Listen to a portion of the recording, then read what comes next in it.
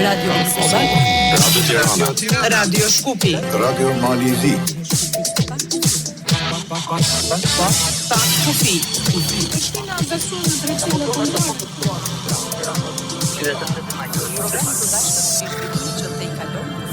Programi i përbashkët me zhvillimet që te kalojnë kufinë shtetëror. Kufi.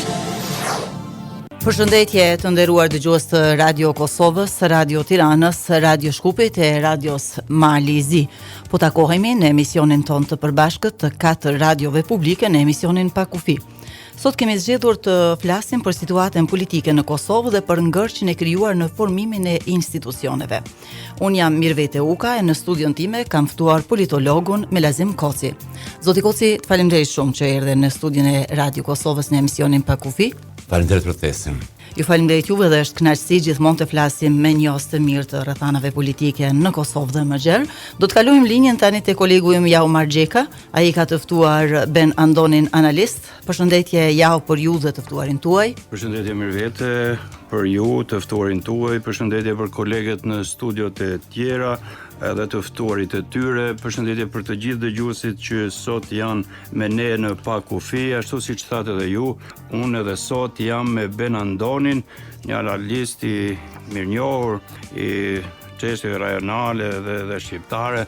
E si gjithmonë kontributi i tij në Pa Kufi është i çmueshëm. Ben, faleminderit shumë që erdhët. Përshëndetje dhe është kënaqësi. Faleminderit. Programin tuaj. Faleminderit. Po Mirvete. Faleminderit Jahu, falenderojmë shumë edhe zotin Andoni që është edhe sot bashkë me ne dhe do të kalojmë linjën me njëherë te kolegu ynë në Shkup, Mehmet Ali Jusufi. Ai ka ftuar Mersel Bilalin. Mehmet Ali. Përshëndetje Mirvete, përshëndesim Jahun, u përshëndes edhe të ftuarit e juaj. Zotin Koci dhe Benin, tashmë të rregullt në Pa Kufi, përshëndesim të gjithë dëgjuesit e radiove përkatëse të Radio Shkupi, Radio Kosovës, Tiranës dhe Podgoricës. I ftuar në Radio Shkup është eksperti i marrëdhënieve ndërkombëtare, Mersel Bilali, profesor universiteti, me cilin kemi biseduar rreth çështjeve të Kosovës aktuale dhe të rajonit, impakti politikës globale në vendet tona. Po Mirvete. Faleminderit shumë, Mehmet Ali.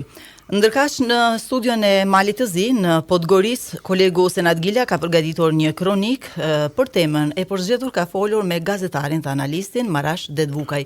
Kronikën e përgatitur do ta transmetojmë ka mesi emisionit, pasi veç të kemi biseduar me secilin nga të ftuarit ton në 3 studiot tjera. Do nisim bisedën këtu në studion e Radio Kosovës me politologun Melazim Koci. Zoti Koci, një kaos, një ngërç politik që po na ndjek gati një vetë, sepse zgjedhjet ishin në shkurt këtij viti dhe tani jemi në muajin e 10 në 30 tetor, do të thonë në fund të këtij viti, dhe me vjetra seanca derisa arritëm të konstituojmë kuvendin me 3 gjykime të gjykatës kushtetuese dhe me një lëndë akoma në gjykatën kushtetuese për këtë kuvend që po e quajmë të konstituar, dhe i cili kuvend dështoi për të zgjedhur qeverinë e re. Si e shihni situatën politike? Pse erdhëm deri këtu? Tani ne kemi të bëjmë me një krizë shumë të thellë. Madje kisha për të thënë shumë më thellë se sa që ndoshta e shohim, se sa që e perceptojmë. Druaj se Kosova është duke shkuar drejt kolapsit financiar për shkak të pamundësisë për të miratuar buxhetin si diçka elementare për funksionimin e shtetit. Para pak qastesh kuvendi e bëri të ditur kryetari i kuvendit Basha që nuk ka marrëveshje, u takuan pas ditës sot, nuk ka marrëveshje për rreth buxhetit. Do thotë është bllokat totale. Kriza kisha për të thënë ndoshta është në mesin e saj, nuk shoh rrugdalje për një kohë shumë të gjatë.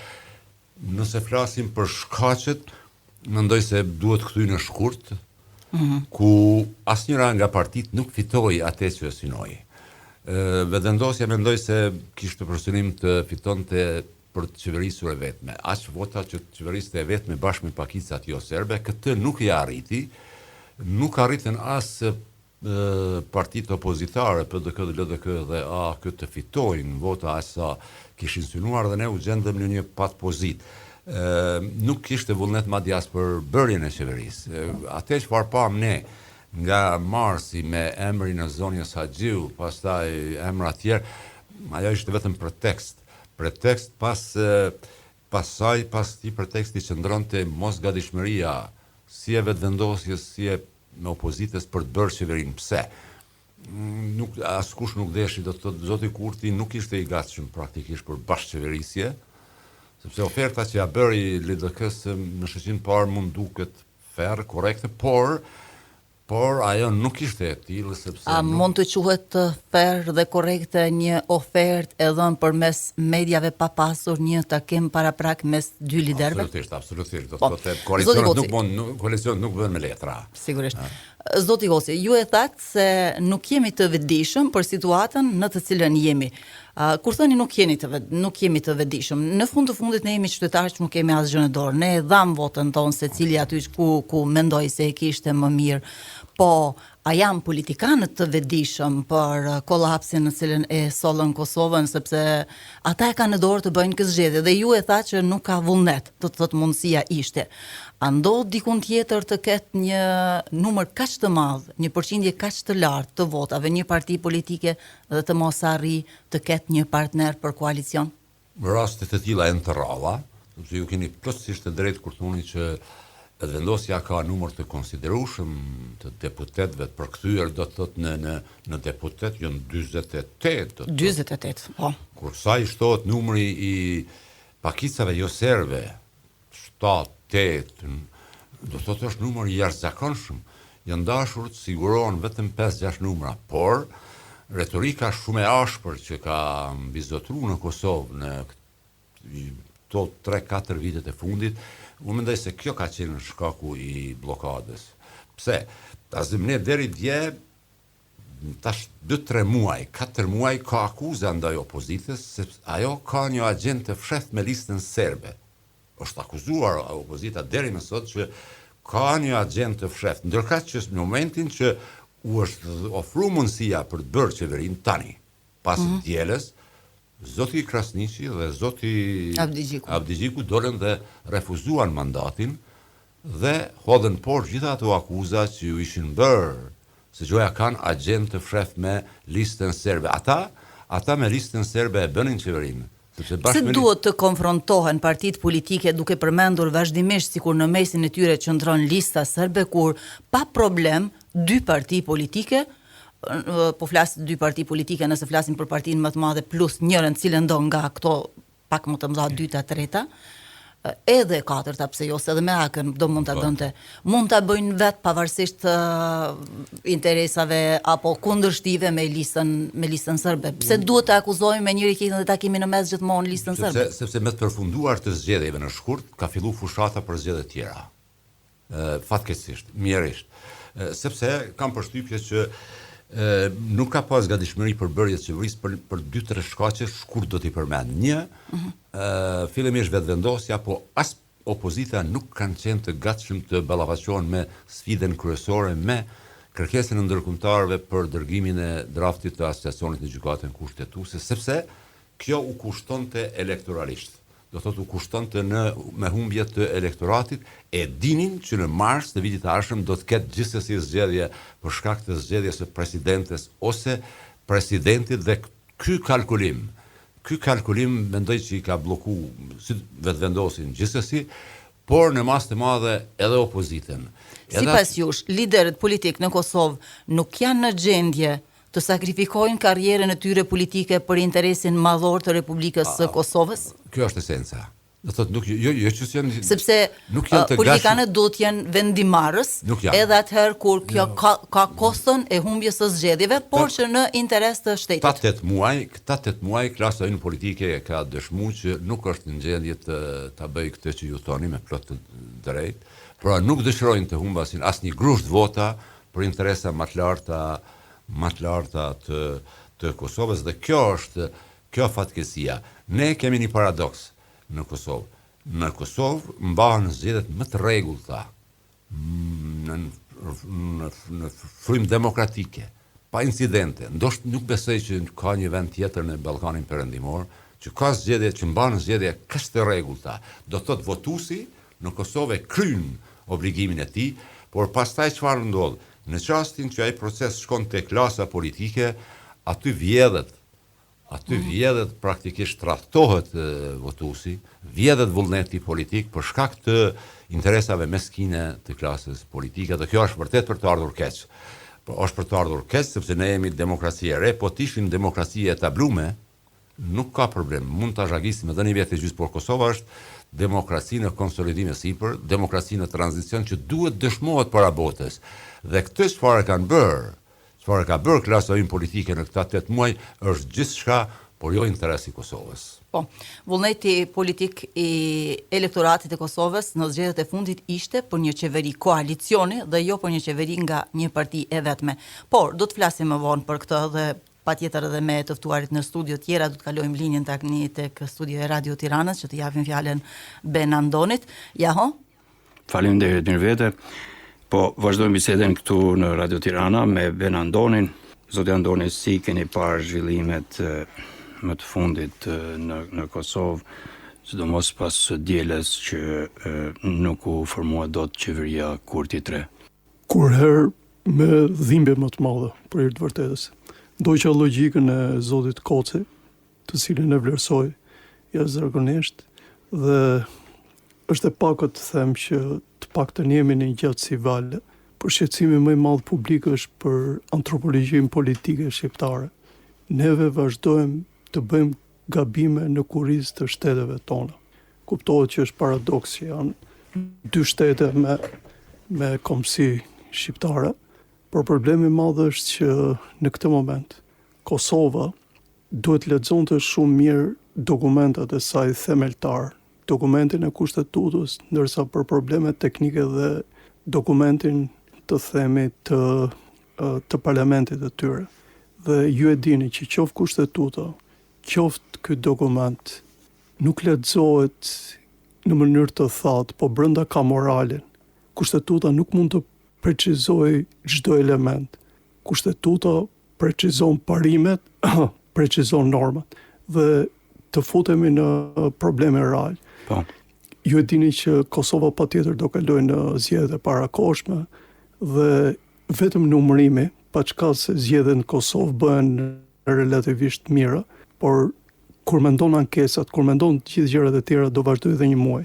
Keni parasysh që me këtë polaritet jashtëzakonisht madh që kanë palët, nuk ka frym për bashkëpunim. Zoti Kurti humbi një moment madh dhe mua vjen keq të paktën që politikanë të tjerë që kanë moshën, kuptimin, formimin e shtetit më ndryshe, jo thjesht ta toleronin, por t'i tregonin vendin, por jo në kurizë të shtetit Kosovës. Dhe ju e dini çfarë bëri ai mbas fitores së zgjedhjeve që nuk ishte as elegante, as etike, as logjike. Dhe ai ka kushtuar jashtëzakonisht shtetit Kosovës.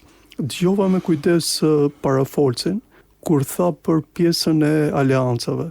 Është e pamundur me atë ndarje që kanë me mënyrën se si shikohet lista serbe dhe kuptohet se ata ashtu duhen parë nga mënyra se si futet Beogradi në çdo gjë, për të bërë dhe në të ardhmen për të bërë një lloj qeverie që të jetë solide. Ja, nesër presidenti Osmani ka një takim me krerët e partive politike. A pritet ndonjë gjë nga kur është fjala për komunikimin mes partive politike? Shikoni, të vetme gjë është që zonja Osmani të shpejtojë sa më shumë me një logjik të përbashkët datën e zgjedhjeve, sepse ju e dini që partia e dytë është tërhequr. Po, PDK-ja ka refuzuar. PDK-ja është tërhequr, edhe LDK-ja do të rishet. Po. Dhe Kosova të paktën të ketë një logjik për zgjedhjet e ardhshme. Po siç u thash, duke parë procedurën e këtyre zgjedhjeve, konstituimin e parlamentit, me çfarë shikohet, atë që mund parashikojmë sot është që sërish dhe këto zgjedhje ta çojnë në udhkryq Kosovën. E para sepse individët që kryesojnë partitë tashmë në Kosovë janë nga një brez, më vjen keq ta them këtë dhe ndoshta e teproj, janë gjithë më të ri se unë, janë nga një brez që njohin shtetin, por nuk janë shtetar, sepse një shtetar mendon për 20 vite tutje. Ju e dini që Kosova për pak feston 18 vjetoren e saj, por këta njerëz mendojnë sikur Kosova akoma nuk është shtet. Dhe kur mendon tani që jo vetëm mund të ngelet buxheti i pa konstituar, dhe shumë gjëra tjera, fondet e Komisionit Evropian, përveç të lutem, janë të tjera, i kemi thënë dhe në emisionin tjetër, që në qoftë se Zoti Abdi Xhiku dhe të tjerët, që Zoti Abdi Xhiku ka logjikë ekonomike të mirë, thjesht me një laps të kuptonin dëmet që po i ndodhin shtetit Kosovës çdo ditë, jo vetëm prej masave shtrënguese, jo vetëm prej fondeve të Bashkimit Evropian, po dhe të tjera, duhet të rendin, duhet të esnin përpara. Të gjenin një kompromis tua. Dhe sensi në këtë moment është që zonja Osmani ka një handikap shumë të madh, sepse me çfarë shikoj zonja Osmani nuk do të tërhiqet nga kandidimi i dytë. Dhe me çfarë shikohet, kriza do shtohet sepse do vi dhe kriza e zgjedhjes së presidentit, dhe nga zgjedhjet e parakohshme që mund të bëhen në fillim nëntori, keni parasysh që Kosova mund të shkojë në zgjedhje të tjera pastaj. Po në zgjedhjet e parakohshme. Në mbas pak javësh të themi atëherë. Keni parasysh Kosovës do të duhen dhe një palë zgjedhje tjetër që të gjejë ritmin. Po kur mendon tash që një vend i pak konsoliduar nuk mund të krahasohet për shembull me vendet e Beneluxit, të cilave u shkojnë edhe muaj pa ndërtuar qeverinë, sepse atje funksionojnë institucionet. Po, siç ndodhi në Belgjik vite më parë. Edhe në Holland, po. Dhe këtu bijem në atë që i kërkohet Kosovës. Tashmë i pam barikadet, ata janë në barikadet të ndryshme. Tashmë Kosova ka nevojë për vija të kuqe. Më besoni, kemi fatin e madh në gjithë të kohë që Serbia po mbytet nga krizat e veta. Llogariteni sikur në këto momente Serbia ishte e zëm një vend i qetë, mos kishte protestat. Ata do esin shumë më përpara për minimin e shtetit Kosovës. Pa çka se ditët e fundit kemi marrë lajme shumë të mira për Kosovën, siç ishte kjo e fundit. Vërtet është modeste, por është gjë e marrë që të tërheqësh edhe një njohje ndërkombëtare, siç u mor nga Siria. Dhe me pak fjalë, do doja që individët e partive politike nesër mbas takimit me zonjën presidente të vendosin një vit kuqe të madhe për të ardhmen e Kosovës. Mund të konsistonte kjo vit kuqe. Kjo duhet mendojnë që tash për koalicione të cilat janë, të themi, të shëndosha për mbajtjen e shtetit të Kosovës. Në këto momente me vështirësitë që ka, më besoni është e mundur që të bëhet dhe një koalicion me bazë jashtëzakonisht të gjerë, po vetëvendosja në këtë sens duhet të jetë pak më jo thjesht fluide, po duhet të jetë mirë kuptuese. Se me çka kam kuptuar nga zgjedhjet lokale, vetëvendosja është shëndoshur deri diku, pa çka se ka marrë rezultatet më të dobët nga dy partitë e tjera në bazë. Kjo sepse ka arritur të kuptoj këtë logjikën që para publikut ka vendosur njerëz të cilët janë shmangur paksa e retorikës gati ushtarake që përdorin ata. Në këtë sens unë nuk pres një gjë të madhe, kam frikë dhe unë përsëris diçka domethënë që më dhëm gjithmonë, po dhe ndoshta Zoti Koci mund ma kundërshtoj këtë. Kam frikë se Kosova me këtë logjik do shkojë në sens Tajvanin në mes të Europës, po Tajvani është nga fuqitë më të mëdha ekonomike të Azisë, ndërsa Kosova është një nga vendet më të varfra të Europës. Zoti Koci tha nuk ka patur gatishmëri në për formimin e qeverisë, as nga vetëvendosja. Patjetër. Nuk ka pasur se nuk ka pasur numra. Dhe gjëja që nuk është e ndershme nga vetëvendosja ishte që në raste të tilla duhet të dish të tërhiqesh dhe Zoti Albin Kurti duhet të ishte shumë i kujdesshëm në deklaratat pasgjedhore. Ato deklarata shkatruan Kosovën për disa muaj me radhë. Domethënë nuk të gjen asgjë që edhe me kundërshtarin më të madh t'i japësh dorën, ti thuash në fushat bën fjalë, por tash Kosova është mbi të gjitha. Dhe kam frikë me këtë retorik, Zoti Kurti e pash edhe dje me gjithë se u qas mirë, prapa arriti një moment që tha që mos më kërkoni llogari me këtë qeveri provizore që po bëj. Shikoj që metamorfoza e pushtetit ka kaluar një sens e cila në mendimin tim po kthehet në patologji politike. Mendon se Zoti Kurti ka shpresë që në zgjedhjet e parakohshme të marrë më shumë? Nuk e besoj, por zgjedhjet e mbas disa ditëve lokale, balotazhet, do të tregojnë jashtëzakonisht shumë për zgjedhjet e ardhshme. Prandaj po ta keni parë me kujdes, vetëvendosja ka bërë diçka të mendshme. që ka hequr vijat e kuqe të bashkëpunimit me cilën do parti që ndihmon kandidatin e vet për të arritur fitoren. Dhe kjo është një logjikë e mirë, po zgjedhjet lokale. Dhe kjo logjikë ndoshta duhet përdoret në sensin e mirë për zgjedhjet e përgjithshme. Faleminderit Ben për të pjesë të parë të komunikimit. Po mirë vete? Ju falenderoj shumë zoti Andoni, faleminderit Jaho. Do të kalojmë linjën tek Mehmet Ali Yusufi në Shkup. Mehmet Ali? Po mirë vete, faleminderit. Propozoj që të dëgjojmë edhe mendimin e profesorit Mersel Bylalti, ajo është profesor në universiteti, është mendim interesant, domethënë pak a shumë puçen e mendimet me analistët në Kosovë dhe në Shqipëri për krizën, domethënë Kosovë më shumë kritikohet qeveria e Albin Kurtit. Të dëgjojmë pra. Për një situatë i cili mund konsiderohet edhe një vakumi politik, cilës i ka kontribuar para kryeministri deri para të kohës që tash është ushtrues pra i detyrës, dhe i cili kalkulon gjithë nivelet duke përfshirë dhe zgjedhjet për president të shtetit, dhe me siguri në këtë shumicë ai nuk është i gatshëm që bën qeveri që është interes vital i shtetit, ky vakum nuk guxon mbetet si tillë, por ai kalkulon jo në interesat shtetënore, por në interesat partijake, pra thjeshta. Edhe në atë egon e vetë si interes personal për të menaxhu, dhe gjithë atë çmimin e paguam pra shtetin të anësi. Kështu që do të kemi përsëri një amulli, pra një situatë pa qeveri, spaku pa qeveri politike me fuqi vendose në këtë drejtim, dhe ajo është e dëmshme, është humbje kohë, humbje fondeve ndryshme, edhe ashtu i kemi shumë fonde, siç dihet. Kosova është ndër sankcione, pra edhe të Shtetet Bashkuara të Amerikës edhe të Unionit Evropian. Nga Shtetet Bashkuara të Amerikës u pezullu pra dialogu strategjik që është pra i vetmi shtet që startohet dialogu dhe ndërprehet, pra, që është një sinjal shumë që funksionon me Kosovë realisht ka bosh. Kështu që edhe me një situatë vështirë për diskutim politike dhe shpesmbajnë zgjedhje, nuk se kanë vullnet edhe aktorë tjerë politikë që të bëjnë një koalicion përbashkët dhe spaku të bëjnë një qeveri tranzitore, dhe gjithë kjo do të vazhdohet kështu siç ka vazhduar deri tani.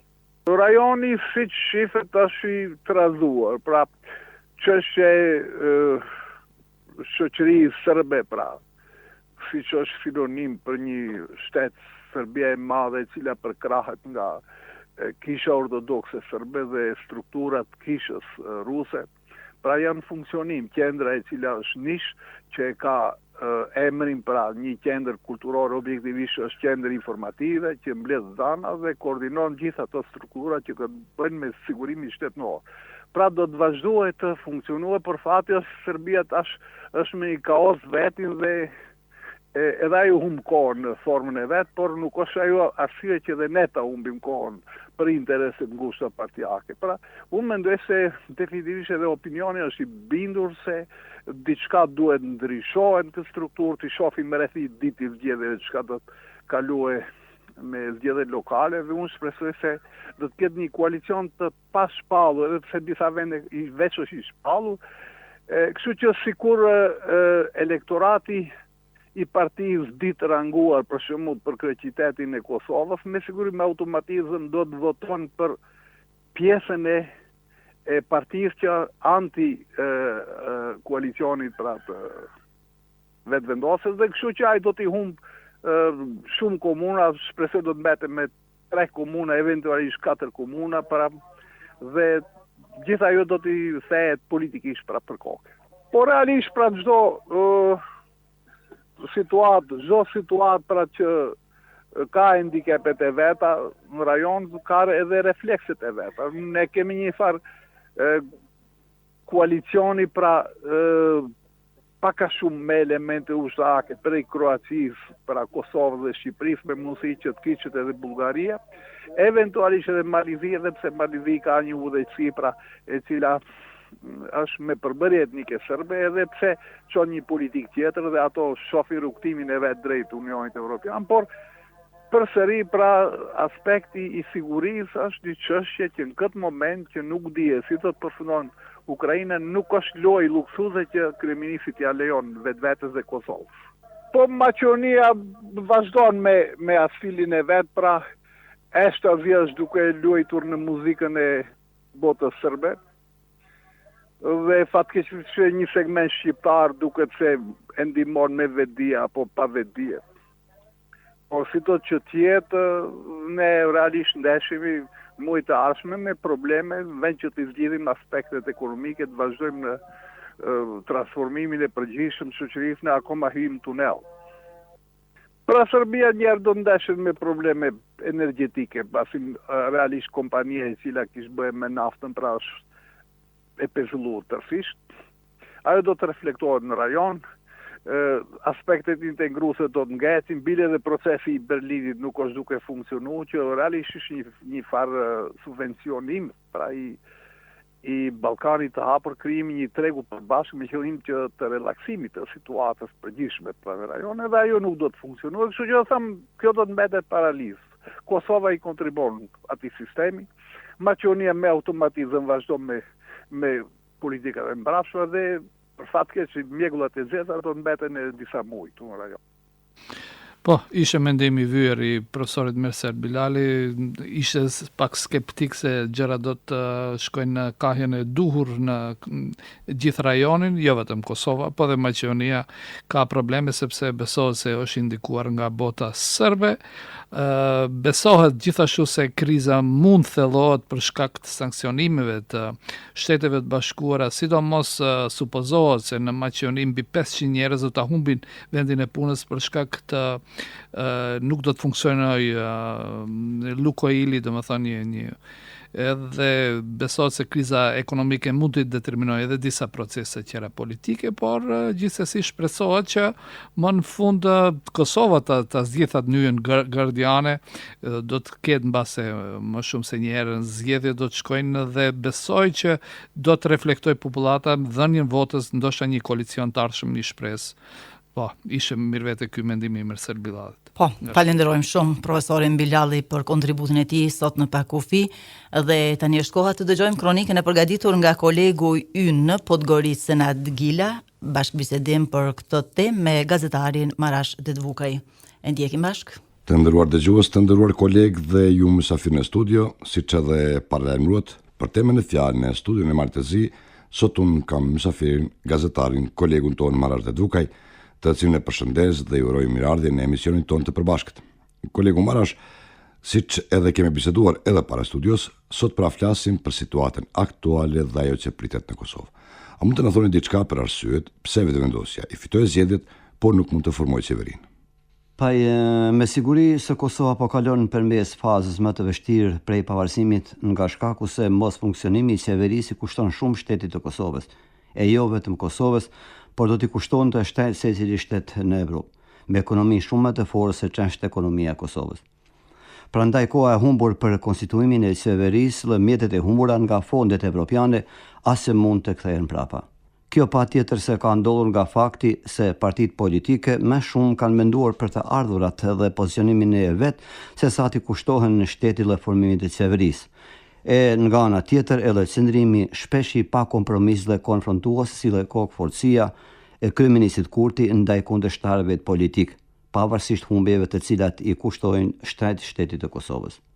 Fillimisht kjo u manifestua me emrimin e kryeparlamentarit e më vonë edhe pozicionimi i pakicës serbe dhe përfaqësuesit të saj. Pra, gjithsesi është dashur të arrit një kompromis që Kosova mos e vi në këtë situatë e cila nuk shkon në favor të askujt. E së paku veç shtetit i cili është në pozitë shumë të vështirë, e ndoshta edhe jo ka përsyese, sepse blokadat institucionale dhe grindet e brendshme partijake e kanë paralizuar krejt vendin. Pa gjithsesi Kurti duhet të zgjidhë një zgjidhje, qoftë sa do pak e dhimbshme për partinë e tij se sa të vi deri tek zgjedhjet e reja. Çfarë pasojash mund të ketë për marrëdhënie ndërkombëtare vazhdimi i bllokimit të institucioneve dhe cilat janë rreziqet nëse vendi shkon në zgjedhjet e reja? Po, Kosova siç duket në mas të madhe ka humbë dhe po humbë edhe faktorin ndërkombëtar, i cili vën në pikpyetje vazhdimin e dialogut të mirëfillt me Kosovën, si për investime të mundshme, e po ashtu edhe vazhdimin e dialogut me Serbinë, i cili ka kohë që as përmendet e mund të themi se është mjaft kyç për shtetet e zhvilluara, të cilat dëshirojnë marrëdhënie me Kosovën në të gjitha nivelet e posaçërisht Shtetet e Bashkuara të Amerikës. Pra, edhe pse kushtet ekonomike janë përmirësuar vitet e fundit, pa mbështetje të huaj ekziston rreziku i rënies masive të investimeve dhe humbjes së besimit tashmë të dobët të investitorëve ndërkombëtar. Po ashtu vëret se kriza ka dhe një dimension geopolitik. Situata e paqëndrueshme në Kosovë po monitorohet nga afër në Beograd dhe në disa raste komentohet me mirëardhje për të gjitha ndollit në Kosovë, sepse një Kosovë dobët e pa institucione shkon në favor të Beogradit. Gjoja se sipas tyre Kosova nuk është në gjendje të përballet as me krizat më të vogla e jo me konstituimin e qeverisë. Kështu shiqur nga aspekti ndërkombëtar, por edhe disa njohës politik të vendit, Kosovën e shohin para zgjedhjeve të reja.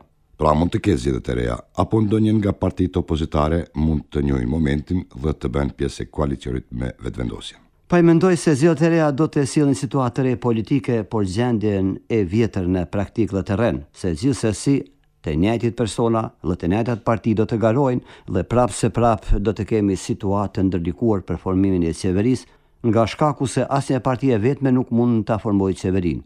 Kështu që formimi të qeverisë do t'i prinin problemet e vjetra, edhe pse ndoshta me ndonjë emër të ri në skenën politike të Kosovës. Pra mendoj gjithsesi se për shtetin e Kosovës e po ashtu edhe për vetë Kurtin më së miri të ishte arritja e kompromisit me partitë e tjera për formimin e qeverisë sesa shkuarja në zgjedhjet e reja, të cilat siç thash më herët i kushtojnë shumë shtetit dhe prapë nuk sigurojnë se do të kemi formim si duhet e me kohë të qeverisë së re. Pra, të gjitha partitë dhe krejt spektri politik i Kosovës duhet të bëjnë më shumë dhe të mësohen dhe pranojnë disa humbje vetëm për të arritur qëllimin kapital, formimin e qeverisë së re dhe jo zgjedhje të reja. Mendoj se në situatën aktuale mund të arrijë kompromis me partinë e Fatmin Limaj e ndoshta edhe me LDK-n, kurse janë shumë larg që të formojë pushtetin me Partinë Demokratike.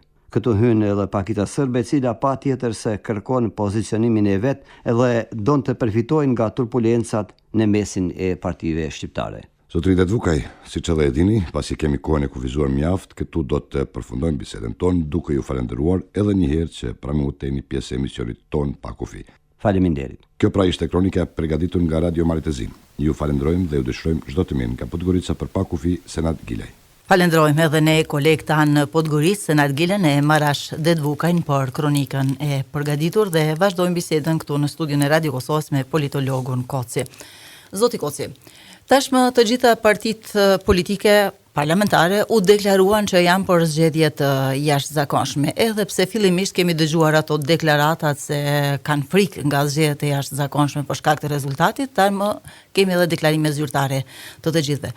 Por zgjedhjet e jashtëzakonshme pasi të kalon afati parapar ligjërisht kur do t'i jepet e drejta për mandatarin të dytit kush arrin t'i bëjë 61 vota në kuvend e të tjera, që është në diskrecionin e presidentes, a mund të ndryshonin në atë mënyrë konstelacionin politik që të mund na prodhonin shpejt qeveri për të arritur të dalim nga situata duke pasur parasysh edhe çështjen e mundësisë së kollapsit të shtetit për shkak të mungesës së buxhetit për 2026. Mund të prodhonin këto zgjedhje një rezultat ndryshe që të arrinin ne shpejt të konsolidojmë institucione të reja, apo do të na sillenin një kollaps të ri në një ngësht tjetër politik? Mjerisht unë jam pesimist sepse nëse deri sot janë dashur 61 vota për të dalur nga kriza dhe asnjëra forcë politike nuk ka arritur t'i jetësoj, t'i realizoj, tani më nuk duhen 61, duhen minimum 80, sepse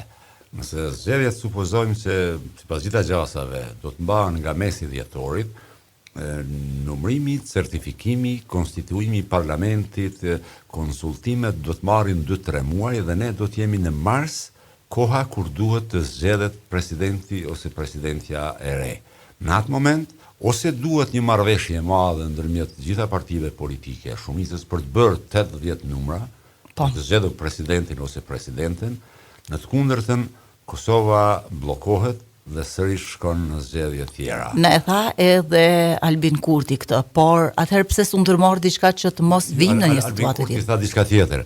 Albin Do Kurti shkojmë tha tani do dy shkojmë në palëzjedhje. zgjedhjen e dhjetor Po, dhe do shkojmë në mars. Unë supozoj që nuk ka nevojë shkohet në mars në zgjedhje. Ajo tha në kuptimin që zgjedhjet e dhjetorit nuk do të prodhojnë rezultate. Në supozimin që ato do të procedura do të mbyllen brenda një muji, por ne e pam që kjo është e pamundur, do të marrin 2-3 muaj minimum. Definitivisht, jo. Prandaj zgjedhjet e dyta për cilat flet zoti Kurti, unë fola për zgjedhjet e treta praktikisht. Po. Tretat, sepse pa një marrëveshje të madhe ndërmjet partive tona politike nuk bëhen të 10 numra. Dhe këtu është dhe një handicap tjetër. Janë përjashtuar 9 votat e listës serbe. Në zgjedhjet e ardhshme ato mund të jenë 10. Dhe me drejt, për shkak të mos distancimit të tyre nga agresioni në Bansk. Po. Prandaj, ato 80 vota duhet të bëhen nga 110 deputet, jo nga 120. Një punë jashtëzakonisht e vështirë. Shumë e vështirë. Sidomos në polarizimin, në situatën e polarizuar në Kosovë, në momentet kur ne kemi jo vetëm ky nuk është debat çfarë ndodh në Kosovë. Kjo është oratoria urrëties. Në një situatë çfarë na kërkohet për të zgjedhur presidentin apo presidenten e vendit minus 10 votat e listës serbe, nuk mjafton vetvendosja me PDK-n apo LDK-n, por duhet gjithsesi një marrëveshje, një koalicion i gjerë. Ç'është mos humbim kohë se kemi shumë kohë. Jemi në situatën para kollapsit ekonomik edhe për shkak të mungesës së buxhetit për vitin e ardhshëm. Kemi dëgjuar këto ditë zërat se ky kuvend mund të miratoj buxhetin, që është e pamundur sepse kjo qeveri nuk është e dalë nga ky kuvend dhe rrjedhimisht nuk mund të bëjë një projekt ligj që ja dorëzon kuvendit nga i cili nuk ka rrjedhur kjo qeveri. Por më tepër në këtë qeveri kemi njerëz të cilët janë në të njëjtën kohë ushtrues detyre, kryeministri, ministra dhe deputet, dhe nuk ka ndonjë logjik që këta vetë të dorëzojnë projektin e draftuar për të miratuar po vetë në po të njëjtin kuvend. Do të thotë kjo bie poshtë automatikisht, sepse nuk është ligjore. Por, a mund të arrihet, a mund të shpresojmë, nesër ka një takim tek presidentja, për një marrëveshje qoftë dhe një qeverie të përkohshme teknike sa për të miratuar buxhetin, sepse nëse do të mund të bëj një qeveri teknike për të bërë një projekt ligj shpejt qoftë dhe atë, sepse vetëm deri në shkurt të vitit të ardhshëm kemi të drejtë ta shfrytëzojmë buxhetin e vitit që vjen, duke pasur parasysh shpenzimet e kaluara. A mund të formohet një qeveri që të kalojmë këtë situatën e buxhetit dhe pastaj të shkojmë në zgjedhje që sigurisht përsëri do të jemi me atë problemin e 80 votave që nuk do t'i kemi. Po të bëjmë një shkallë. Tani, edhe kjo që ju thoni është bërë shumë e vështirë, sepse edhe opinionit nuk po i thuhet e vërteta, edhe lidhur me këtë. Kjo qeveri nuk ka të drejtë të dërgojë një draft te ky kuvend. Qeverinë në dërheqje do të kishte drejtë të bëj projekt të buxhetin. Ta propozoj. Po, sepse do ishte qeveria dal nga i njëjti kuvend. Ndonse shikoni ky kuvend, që kjo qeveri nuk ka dalë nga ky kuvend. Jo, prandaj nuk ka të drejtë të dërgojë një projekt ligj. Kjo është puna, po e shoh që opinionit nuk po i thuhet e vërteta. Unë mendoj se shumë do të varet nga presidenti Osmani. Në bindjen time janë shpenzuar shumë mundësi, ka mbetur ndoshta vetëm një për të shmangur, që është zonja presidente ndoshta do të mund të sugjerojë partive politike të krijojë një ekip të teknokratëve. Ta zëm qeveri teknokrate. Ata mund të mos jenë nga partitë politike, mund të jenë personalitete jashtë suazave partijake, që s'janë të përfshirë në jetën politike, që s'janë të përfshirë në parti politike, që ata tulen të bëjnë, do të thotë, në udhëheqjen e presidentes dhe me bashkë me liderët e partive, të propozojnë një qeveri të tillë të përkohshme, çfarë ju thoni, mund ta qush përkohshme, kalimtare, tranzicionale, teknike, çfarë do të shoh sa për të miratuar buxhetin. Ata ta propozojnë atë buxhet dhe me njëherë të shpallin zgjedhjet. Por duke ditur raportin, sepse buxheti mund të rishikohet dhe mund të bëhet edhe shpejt bazuar në buxhetin e vitit ku jemi, po dhe pastaj të rishikohet nëse janë përgabime. Mund të rishikohet mënyrë që të shmanget kollapsi. Kosova është vërtet shumë afër një kollapsi financiar. Por e ka zonja presidente këtë autoritet, sepse nuk mjafton vetëm të kesh pozitën, po pak edhe integriteti se sa është mbajtur afër me partitë. Unë uroj që aja të ruaj pozicion neutral, atë që e ka, do të thotë. Nisur nga ajo që është parë se e dëshiron edhe një mandat? Mjerisht, kjo e hendikepon. Dhe ne hetojmë që ka do të televizje cilat dëshmojnë që Ka dhënë shenja. bën kalkulime në kuptimin e joshjes forcave politike për një mandat tjetër. Kjo e hendikepon. E bën kjo akoma më të rrezikshme situatën në E Kosovë? komplikon situatën shumë, sepse nëse ka mosbesim të partitë të zëm opozitare nga ky pozicionim i zonjës Osmani, normalisht i marrëveshja është më e vështirë, bëhet shumë më e vështirë. Kjo për çka fare ne folëm, është shumë vështirë të realizohet. Po balotazhi si mund të ndikojë në këtë situatë? Si? Balotazhi, kemi shumicën e komunave të Kosovës janë në raundin e Unë jam dytë. nga të rrallët në Kosovë që mendoj që zgjedhjet lokale nuk kanë ndikim në zgjedhjet qendrore. Ndoshta kam gabim, nuk e përjashtoj mundësinë që jemi gabuar, sepse në Kosovë kemi dy logjika. Në nivelin qendror, Dhe është interesante kjo te qytetari që voton ndryshe në zgjedhje në nivelin qendror dhe krejt ndryshe në nivelin lokal. Në nivelin qendror Kosova është një zonë zgjedhore. Po. Në zgjedhjet lokale ne kemi logjikën e zonave komunale ku qytetari e njeh kandidatin, mund të jetë nga lagji i tij, mund të jetë aja njeh. Dhe kam përshtypjen Prandaj ka rezultat shumë kontradiktor ndërmjet zgjedhjeve lokale dhe atyre qendrore dhe kjo logjik do të vazhdojë. Prandaj unë nuk mendoj që zgjedhjet lokale kanë ndonjë ndikim të madh në zgjedhjet. Dhe një të fundit zoti Koci, në krejt këto zhvillime në Kosovë, ne jemi në një situatë të tillë për disa muaj, kemi pas edhe probleme të mahershme politike për këto vitet e fundit. Në krejt këto zhvillime në Kosovë, domethënë jo vetëm gjatë vitit 2025, po edhe më herët, sidomos prej që janë vendosur sanksionet e BE-s ndaj Kosovës, si e shihni reagimin apo qëndrimin e Bashkimit Evropian dhe të Shteteve të Bashkuara të Amerikës karshi Kosovës, duke pasur parasysh që Kosova është një shtet i çliruar dhe i krijuar po nga këta alat, nëse jemi ne të denjë për të qenë alat të tyre. Tani kisha pasur dëshirë ta bëj një ndarje. Unë nuk i fus gjithë aleatet perëndimor në një sport. Asgjë nuk e bëjmë këtë, sepse e kuptoj. Mendoj se janë dy qëndrime. Unë e mirë kuptoj qeverinë nganjëherë për shkak të problemeve që ka në komunikim me Brukselin. Sepse Bashkimi Evropian ka 20. Por a vlen e njëjta gjë për Washingtonin? Jo, për Washingtonin o diçka tjetër. Për Washingtonin nuk amnistoi qeverinë, përkundrazi e rëndoi shumë, sepse nga Washingtoni edhe në këtë periudhë nuk ka pasur e fundit ishte ndërprerja e dialogut strategjik tani, por deri tani nuk ka pasur asnjë çortime. Çortime në kontinuitet, por masa jo. Prandaj kemi dy dhe nuk kemi ambasador. Nuk ka ambasador, nuk ka as në Beograd dhe në Tiranë. Nuk është njëjtë, mendoj, nuk është njëjtë si në Kosovë, në qytet i krijuar nga vetë amerikanët, mendoj që nuk është e njëjtë. Desha këtë ta potencoj. Ka një dallim. Bashkimi Evropian nuk ka qëndrim korrekt, për të qenë sinqert, në raport me Kosovën. Tani kjo është bisedë shumë e gjatë, do të thotë ta mbash Kosovën në sanksione.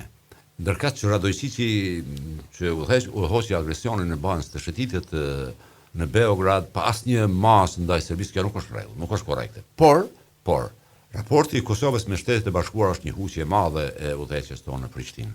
Është huqje shumë e madhe sepse unë shpesh e përsëris që Kosova mundet pa Bashkimin Evropian, mundet pa fqinjet, mundet pa shumë kë, por nuk mundet të mbijetojë pa mbështetjen e Shteteve të Bashkuara.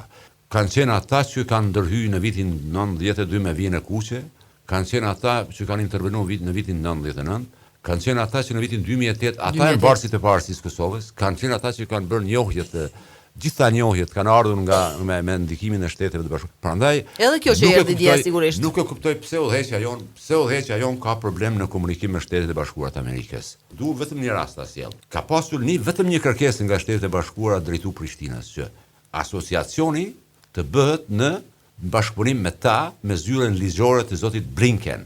Pra, edhe që ata pastaj ta mbrojnë atë dokument, atë draft në Bruksel.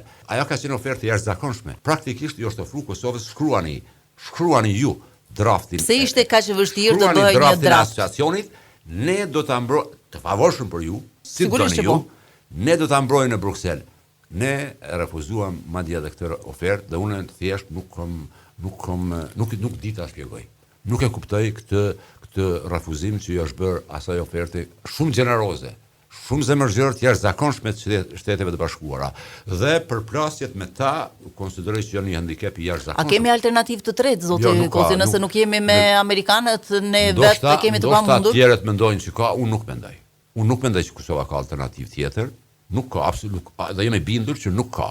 Alternativa është dështimi i Kosovës. Tani dëgjoj shumë shpesh që kohëve të fundit radhitet lista e emrave të ambasadorëve, me emisarëve amerikan, ky është pro-serb, Hilli është pro-serb, Palmeri është pro-serb, Escobari është pro-serb.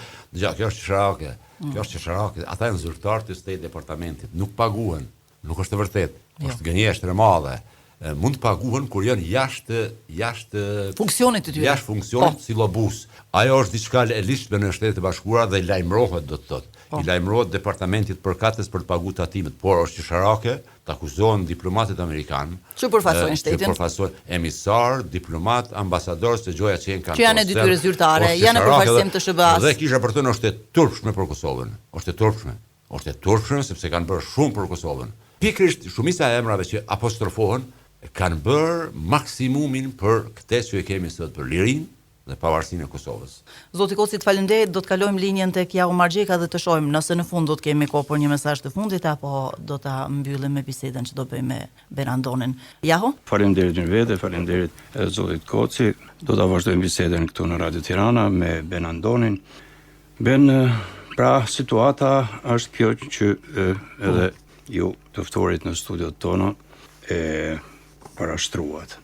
Si mund të dilet nga kjo situatë? U përmend në Radio Kosovë, a mund të bëhet ushtrua ideja, a mund të bëhet një qeveri teknike për ta kaluar këtë situatë?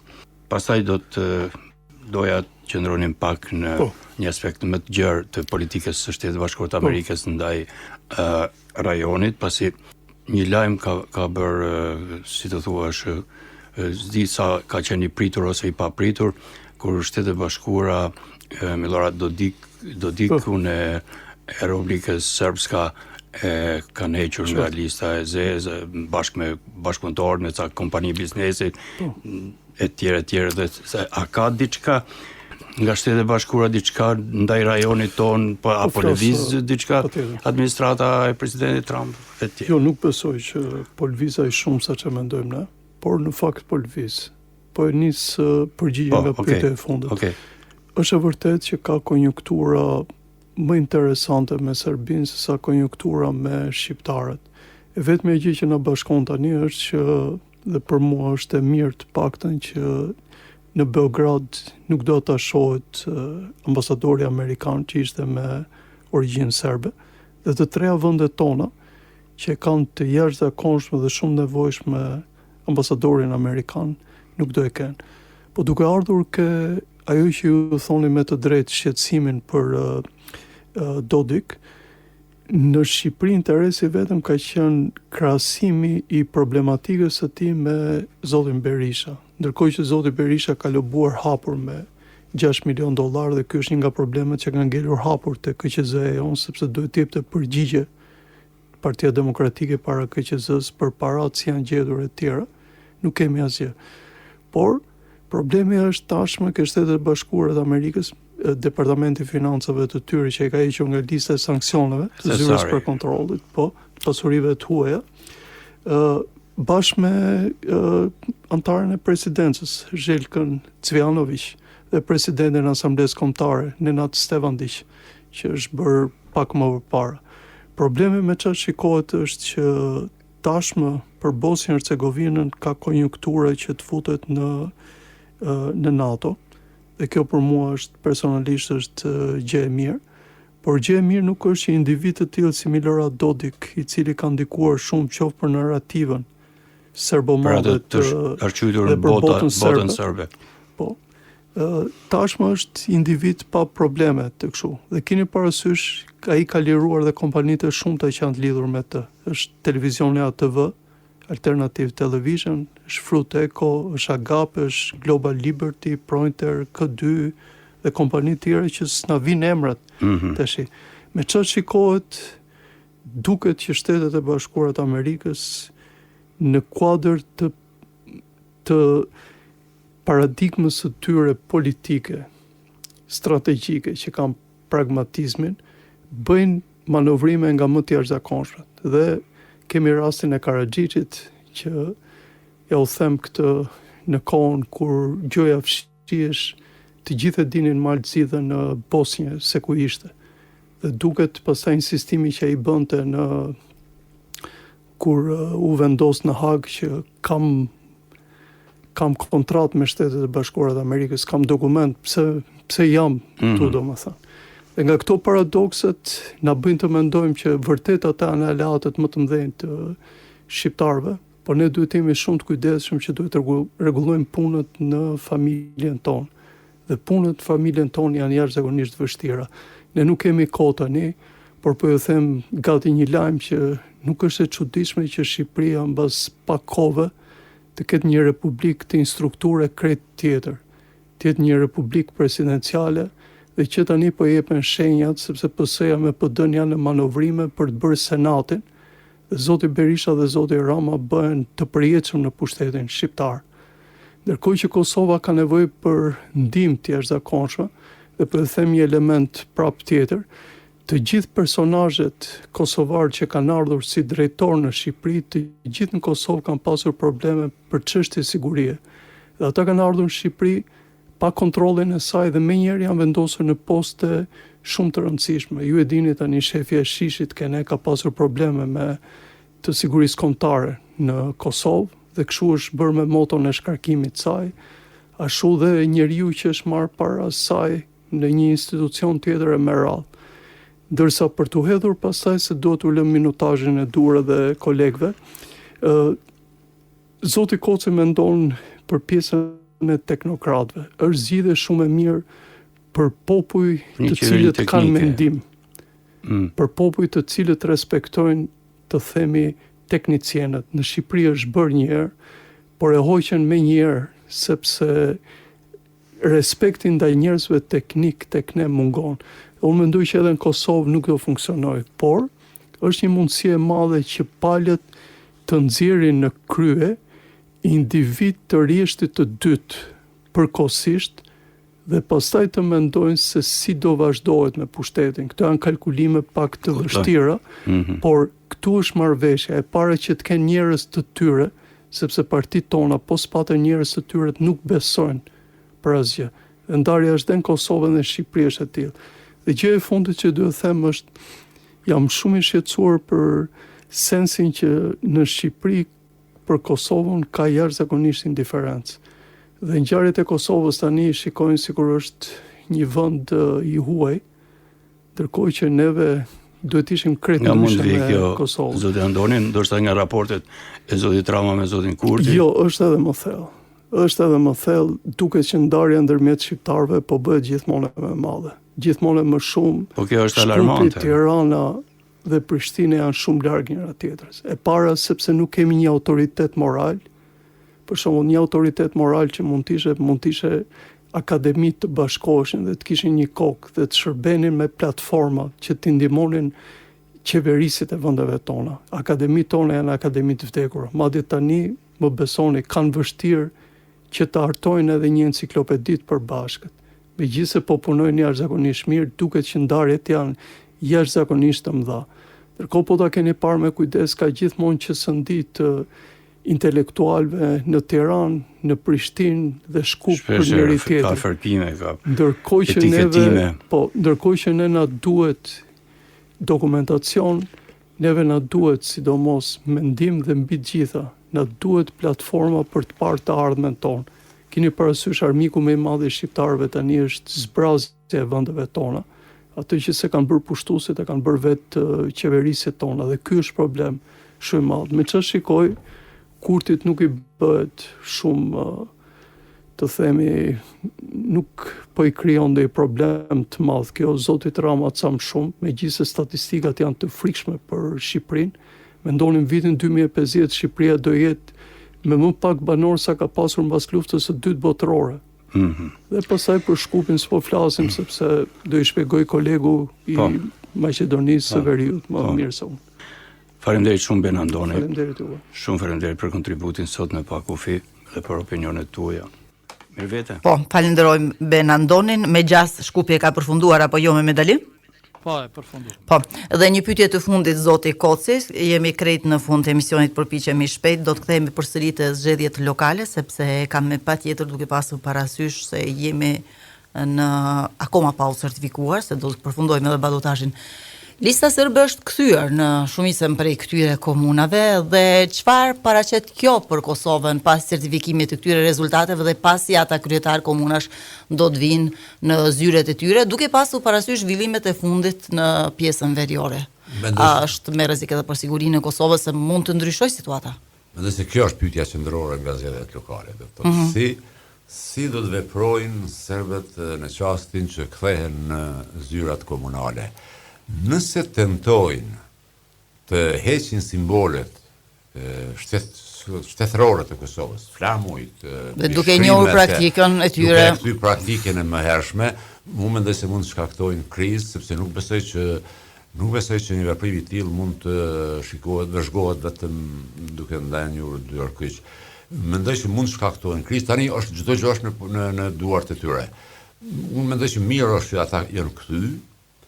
Ata duhet të udhëheqin me komunat ku janë shumicë, por duhet të harrojnë logjikën e vjetër, sipas cilës aty të dominojnë. A mund të harrojnë ata logjikën e vjetër apo do të shfrytëzojnë këtë situatë politike në Prishtinë? Po, jo, do ta shfrytëzojnë. Do të tentojnë ta shfrytëzojnë. Gjithsesi, do të jetë lehtësi për ta, sepse do të kemi dy fronte praktikisht. Nëse ata fillojnë atje të provokojnë heqja simboleve, tani kushtimisht po them, nuk e them që do ta bëjnë, por nuk e përjashtojnë mundësinë që do të tentojnë të heqin simbolet, të kthejnë simbolet serbe.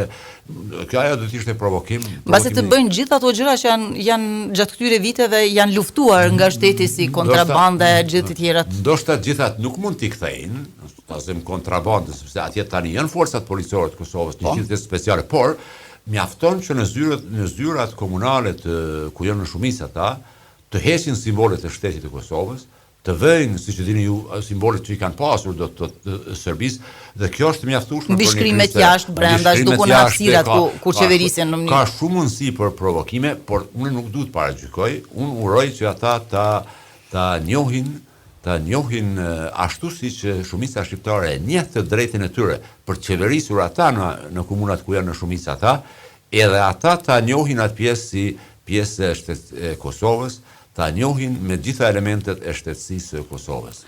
Zoti Kosit, falenderit shumë që ishe sot në studion e Radio Kosovës në emisionin Pa Kufi. Falenderojmë edhe të ftuarit tjerë në studion e Radio Tiranës Benandonin analist, në studion e Radio Shkupit profesorin Mersat Bilali dhe në studion e Podgoricës Marash Dedvukajn. Ju falenderit shumë edhe juve kolegë të nderuar Jaumar Xheka, Mehmet Ali Yusufi e Senat Gila. Do dëgjohemi pas një jave me një temë tjetër. Miru dëgjofshim. Përshëndetje nga Tirana, miru dëgjofshim.